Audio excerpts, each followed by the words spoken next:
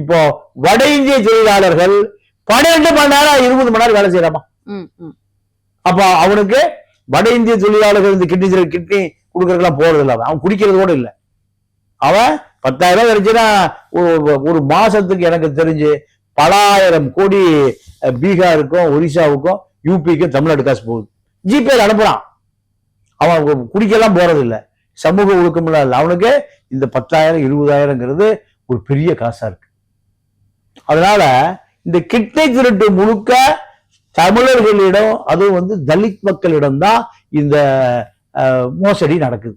இது முழுக்க எங்கன்னா பவானி, ஈரோடு, பள்ளிப்பாளையம் இந்த பகுதியில், ஏன்னா அந்த பகுதியில நிறைய டெக்ஸ்டைல் மில் இருக்கு. அங்க பூரா கேட்டை பூட்டி தான் வெளியே வர முடியாது, உள்ளேயும் போக முடியாது.